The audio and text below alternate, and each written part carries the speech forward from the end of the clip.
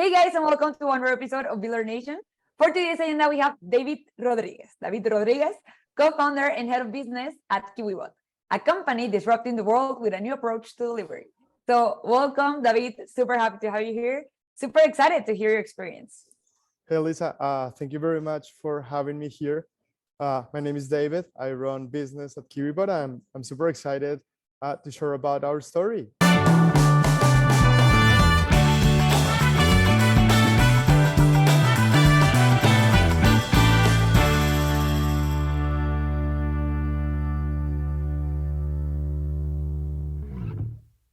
Perfect. So I graduated as an economist in Colombia. Like the other co-founders, we're all Colombian. In the past, I've worked in finance, in philanthropy. I have a career in philanthropy, and recently in technology, which has been my passion and the place where I want to spend the rest of my life. Okay, really interesting. And now that you're mentioning that you studied economics, why the sudden interest in robotics? What would you say it was the main trigger for you to start this project? I think that fundamentally there is always a passion between social science and technology and science in general. Like, how do we bring methods to improve human experience by introducing technology and all the forms of knowledge? My family has a background in engineering and architecture, so all of these elements have always been very present in my life, and I'm super excited that we can apply them in a real context. I know that you guys belong to accelerator program at Berkeley. So how was that experience like? Were you nervous? Did you know what was going to come out of that program? No, absolutely not. We came to the US trying to expand the work that we did with our previous company that was actually founded by the other co-founders, Felipe Chavez and Sergio Pachon. The idea was to create a startup to make deliveries from students to other students. This was following the creation of the first grocery delivery company in Latin America. Coming to the US was a huge adventure, changing environments, and the dynamics of market economy and time management for people dictated there needed to be a different alternative, and that's what spawned Kiwibot. At the University of California, Berkeley, we were welcomed with arms open. First time an international company was welcomed into the program. After 1 year of incubation at UC Berkeley, we were ready to expand, tackle a pandemic, and grow this dream that we're building together. Wow. And talking about the business side, how hard it was for you to get the first investors or to get outside in the market? I think that one of the lessons we've had is how different it is to make a company in the US versus making it in a place like Latin America. In the US, there is such a group of intelligent and avid people that have had success in the past, people that are willing to help, people that are willing to push. Not saying this doesn't happen in Latin America, but the density of helpful brains that you can find in Silicon Valley or the rest of the world by this point in the US is unmatched. And I think we benefit from the interest and people that are always keen to help and here to help other technology advance. Okay. And I mean, we were talking before and I did a little bit of research, and you mentioned that at the beginning, Kiwi was only for college, right? For college students. How has this changed since 2017? So one of the most eye-opening moments in our company was the pandemic. We considered ourselves a robotic delivery system that runs in college campuses and essentially serves students in general. It was after the pandemic that we had an experience with the Knight Foundation, where we started operating, and we launched in Detroit, Pittsburgh, Miami, and San Jose in California. And this led us to understand that what we do is not only WIMS for students, it's actually a dream of increasing accessibility for cities, a dream of informing public policy into how to make cities open for everyone. That in this world, we have food deserts, we have a variety of instances where having access to the world around you is something more vivid than just serving snacks for students. So essentially, by tackling cities, by tackling other environments different from college campuses, we can increase quality of life, and ultimately that's what drives us. Wow. And could you explain a little bit about how the business model has changed maybe over the years? Because 2017, 2022, like everything has changed. Pandemic came, I don't know, maybe clients, product market fit. Why would you say it has been the biggest, not challenge, because we haven't get there yet, but why would you say it was the biggest change?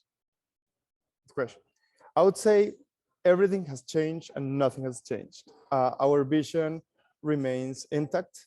At this point, we continue to believe in the Internet of Atoms. Every 20 or 30 years, there is a new form of widespread communication that changes everything.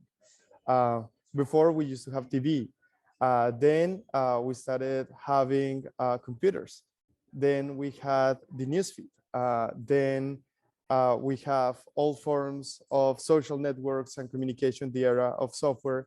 And I think that what's coming next is that this miracle we're observing now, where we're in different countries, communicating bytes effortlessly for free, is exactly what's going to happen with atoms. We're interconnecting communities with the mile around them by allowing anyone to access the physical world around them with the click of a button. And that's the dream that keeps us awake. It's the Internet of Atoms. So how do you build something like this? Well, first, we thought we're going to have a bunch of different users using our platform that we built ourselves.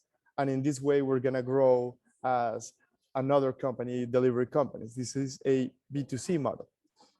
We changed into a B2B model. One of the biggest experiences was changing from having an app to building an API and getting this API to connect to the biggest users companies in the world.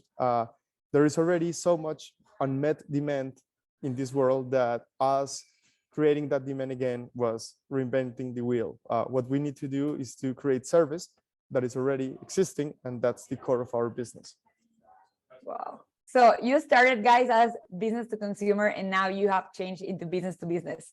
What would you say it has been the most rewarding experience when it came to this change? I think the most rewarding experience is that you can serve more people, you can scale faster, you can impact people at scale. I'm very proud to say that with Sodexo, we're building the single largest delivery network in the world. There is no other marriage between a startup and a company, having a huge consolidated company and a nimble small startup talking on the same room, understanding ourselves. All that change management really tells a lot about how the future is looking like, impacting dozens of universities across the US, seeing people's reaction, the first smile, the first time they realize this is actually happening, a cute robot is servicing me. I think that's the most rewarding and beautiful thing. Wow. And how many robots do you currently have nowadays? Like, how many robots did you start the company with? Maybe like, I don't know, 5 or 10 or something. And how many do you have like actually working? That's another good story. So we're scrappy by definition. We're Latin American. We're trying to come here and do the best with what we have. The first robot was a Target basket connected to an RC car that we just ripped apart, and we put together a camera holder. It was a cell phone holder, and the camera was a cell phone. So it's been a long way since that day. At this point, we have more than 500 robots. We're building at a capacity over 100 robots per month. We're gonna hit over 1,000 robots in active operations at the end of the year, and I can just tell you that we're building more. Wow, oh, this is super exciting. I can't believe it. And do you remember how was your first prototype like? Like, what would you say has been the biggest change, if we can put it like that, talking about the core definition of the actual robot? Yeah, that is absolutely right. I would say it really hasn't changed. When we went down at UC Berkeley, we saw that students didn't know how to react to the robot. And we are very keen about behavioral economics. So we learned a framework from a psychologist that won the Nobel Prize of Economics in 2003, Daniel Kahneman, where we realize how expectations drive behavior, and in the way that you can tweak people's expectations, that behavior is going to change. So it's a factor of three things. First of all, that the robot is small. Sidewalks are sacred, and we cannot have technology that is competing with a wheelchair, that is competing with other form of urban mobility. Second, Okay. the fact that the robot has eyes. When you're a baby, the first thing you recognize in others are their eyes. So you create empathy through the eyes. It always happens like that. So we have a small, cute robot that is no bigger than the distance from shoulder to shoulder. We're triggering your small animal instinct. And this is fantastic because you are not to love the robot before you actually interact with it. And when it happens to you that you come close, you're gonna love it. And I think no one else has achieved this level of human and robot interactions in the history of robots deployed on the right of way. So you're on the business side. I know that you're the head of business and you're in charge of the whole business cycle, government relationships, launch, expansion. Can you share a little bit about your everyday? How is it like? So I open my eyes and everything comes. In general, I am very proud about the team we have. The reality is that every morning I sit on a table and I am the customer service for my team. There are 9 divisions that I'm in control, and we have dedicated people for all of those units. Everyone is doing their best job. Everyone is autonomous. Every now and then they have a question, so they will come to me. 80% of the times I don't know, but it is my job to find an answer. So I would say that working with amazing human beings that give their everything every day, that are geniuses, because I consider them being geniuses, is one of the most beautiful things that we're learning every day. My favorite thing about talking with people about what we do is the variety of things you get to talk in a single day. You get to talk about public policy, but then you talk about AI, but then you talk about software, you talk about hardware, you talk about manufacturing, you talk about supply chain, you talk about macro trends in the world, and then you're talking about manga, and then you're talking about Gen Zs, and you're talking about TikTok. So I think that building a truly full stack company has that advantage that you're never going to get bored in a conversation. Wow. And especially since your family is filled with engineers, right? So you're a natural when it comes to that. So I think it's great that, I mean, being a co-founder, head of business, also you're part of engineer and marketing and all of that. You have to wear all the hats basically, right? Asimov will be proud. That's great. And I mean, talking about Kiwi and about the company, I know that it's a company that is reducing the cost per delivery. How was that a new experience when it comes to the market? Was it really hard? So I think that there are a couple of ways of tackling this. And one of them, especially for the college campus space, but you could say this also happens in the markets in Dubai, or this happens pretty much everywhere. If you're a student and tomorrow you have this big exam, calculus, you're super stressed and you need coffee ASAP and you're sitting. What's the true cost of standing up and getting coffee? Is it the $2 that the coffee costs, or is it the fact that you need to stand up, you need to lose your post in your desk on the library? The cost of losing focus is amazing. Then you have to come out, you have to walk 5-10 minutes to the store, you have to make a line, you have to pay for the product, you have to come back, you have to find a spot again. So essentially, time is the most expensive thing these days. The opportunity cost of inconvenience is huge. So this is kind of at the micro level, but now think about it in different ways. I think accessibility is huge. What if you need a toothbrush and you're bound to your doorstep? How easy it is to access first necessity goods if you are on a complex space, on a food desert. I think that the necessity for technology like this is to democratize access to delivery. Delivery is available, but by no means it's accessible to all. So by building the network that will integrate atoms to our communities, I think we'll reach a better livelihood, we'll be more productive and happier overall. Wow. And especially because you are, at the end of the day, you save time for people. So let's go back to the beginning. And after building the product, I know that you guys created a navigation stack. How was the acceptance from people? The acceptance has always been good. I can tell you a secret. We do not do the traditional marketing campaigns. We run through memes. So if you look at UC Berkeley, we're still at the main page of the biggest meme page.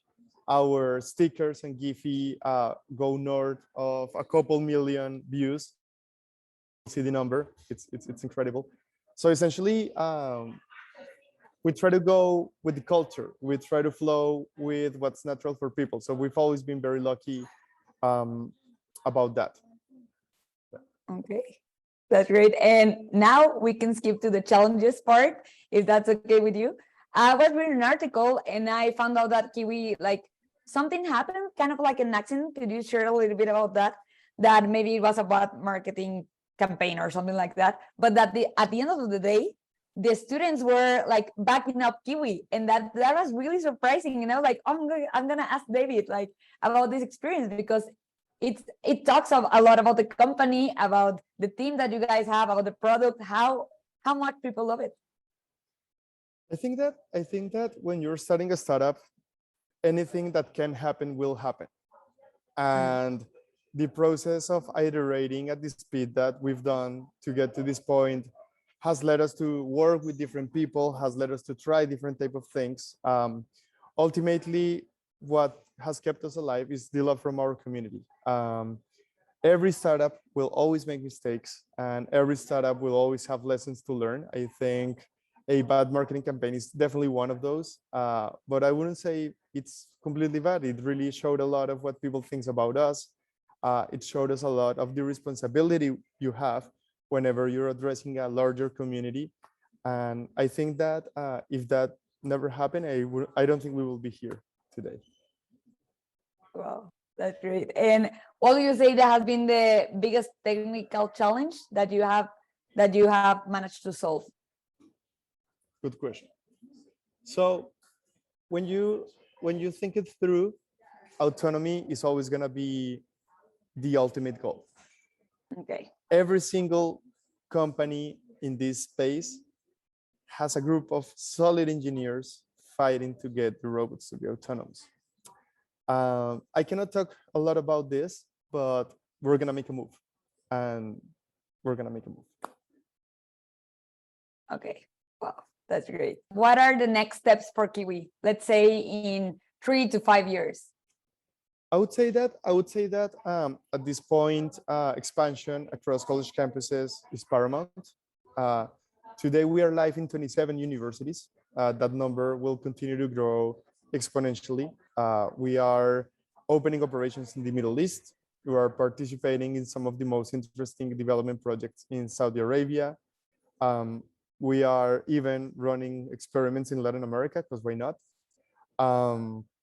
And I think what excites me is that universities are this beautiful place where students live all year, not necessarily just during school.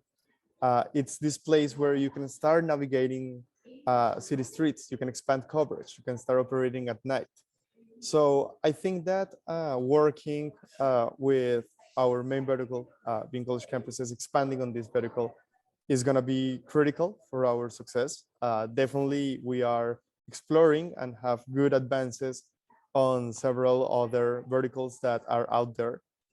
We are very excited about the opportunities. We have some elements that are different to what we traditionally do, that serve the community, have even better unit economics, but those will be seen step by step. But yes, we're doing more than deliver at college campuses. As much as we know our focus is this, and we prove this is what we should be doing now. That's amazing. And I wanted to ask you, like, do you think that there's an actual possibility for Latin American market? I think yes. I think, and this was probably the outcome of our research with the Knight Foundation, that not necessarily is it the question of our robots prepared for cities, but our cities prepared for robots. And sidewalk infrastructure is always a huge limiting factor on whether we can have robots on Latin American streets, but this is also a limiting factor for anyone on a wheelchair in Latin America. So the conversation needs to grow bigger. And I think that as communities evolve, as public policy becomes something that touches more of the core of how the livelihood of people, this will be solved. On the other hand, delivery already exists in Latin America. So use cases will definitely need to be tweaked. The conditions are different. We need to adapt to those conditions, but we have done it in the past and nothing says we're not gonna do more of that in the future. Wow. The sky is the limit, right? Sky's the limit. Sky's the limit. Totally. And last but not least, do you have any advice for future entrepreneurs, future engineers to start on this path? Do it. I mean, like the hardest part is starting, and the hardest part is navigating uncertainty. But freedom is always one step away from that insecurity. The moment you step into darkness, you will find yourself and you'll navigate. My advice would be find yourself a group of people. Never work with anyone. You wouldn't spend 100 days alone on an island. Have fun. That's the most important. I think that this is challenging, but it's doable. You will find yourself surrounded by people that will want to help you. Focus on a passion, develop a passion. If you just graduated college, please, please, please join a startup as an early employee. That's the best experience and the best route to learning big things. I'm passionate about this. I think I found what I want to be doing for the rest of my life. And I think that a lot more people, I'm not the brightest, so a lot of other people will find in this joy. And this is something that only takes grit and dedication. Everything else happens on its own. Wow. Okay, I have one more question. David, is that okay with you? Of course, of course, of course. Okay, you are super young, or you look super young. Did you ever imagine like being at this point of your life how old are you? 29. I'm 29. Okay, at your 29 years old, did you ever imagine being the co-founder, head of business of a startup, of a tech startup? Good question. I would say no, but yes. I think that in the end, it all comes down to how you grew up. It comes down to the values that were put in you since you were little. In my family, we never had a lot of money, but we always had a lot of books. And I grew up reading stories about different types of people. I really love learning about history. I think that legacy is a big and beautiful word that has a lot of meaning, and I'm always thinking about pursuing something that will get me happy the moment before I die, and I'm chasing that every day. So I would say that I've always thought challenges are nice, that I always need to be in the middle of a challenge. That's my nature, but definitely being this lucky, being surrounded by the people I am, having these opportunities is a once in a lifetime opportunity. In the end, what we're doing and what we want to do is bring together a larger amount of people that is now participating on the tech world. And what we're doing is driving one of the first cycles where Latin America is actually exporting technology, exporting software to the US, scaling into the market and integrating a continent. So how is this not beautiful? And you're working towards that, and you have, I can say that you have totally like achieved your goal, or you're achieving your goal. So I think that's amazing. Thank you so much for sharing, David. We're just getting started. That's the sky is the limit once again. So where can we find you? Do you have any social media handles? Where can people follow you or Kiwi?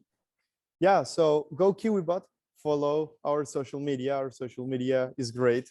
You'll have lots of updates and you'll see the cool stuff we're doing. For the rest, my name is David Rodriguez, or find me like David Kiwibot in LinkedIn. I'm always happy to have conversations.